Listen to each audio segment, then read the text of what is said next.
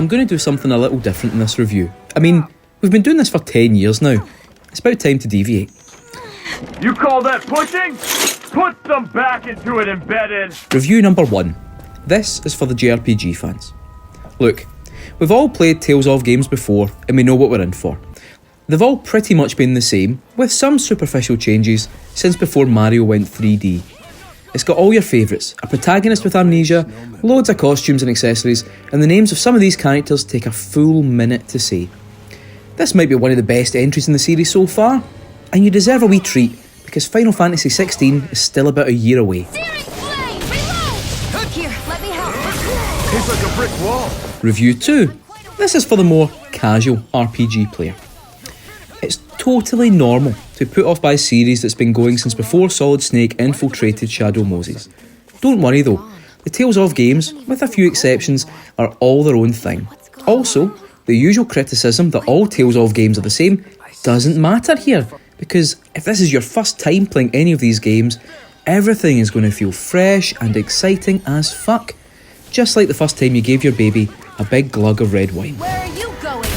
I'm not done! You're mine! The big issue for me when I started playing games like this was how complicated they seemed. Games with Excel spreadsheets you needed to fill in before you could launch a fireball, or levelling up systems designed by a drunk Salvador Dali. Well, don't worry about that here.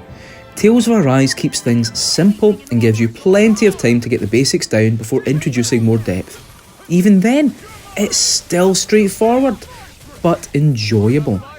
The areas you explore are big enough and packed with enough enemies that grinding doesn't feel necessary, and there's plenty of rewards for checking out every wee nook and cranny. Sounds like it involves a lot of double crossing. In a fun wee nod to games like Xenoblade, the game even gives you some very high level enemies just roaming about. These are great challenges, and the rewards for beating them are worth it, even if you probably have to remember to come back to them later in the game, when you won't instantly get turned into minced beef. Try harder! While the story isn't going to change how you think of storytelling in video games, it's got enough twists to keep you interested, and thankfully this isn't another game with a complete blank main character. As for the other characters, they all look pretty serious, but the series is great at slowly unravelling them, and if you're willing to watch the equivalent of the full Lord of the Rings extended trilogy while playing, you'll get to know them better than your own family.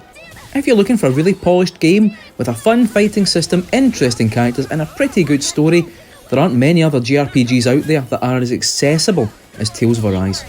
Let's put it this way, if this was a Final Fantasy game, it'd be number 1 in the charts, and all you'd see in social media would be pictures of the president of Square Enix jerking it while looking at sales figures. It's that good. Review 3. This is for the folk who think playing JRPGs is for perverts. This one isn't for you, my friend. You're right. This is probably a game where you play as a pervert, and if you buy it, you're probably a pervert too.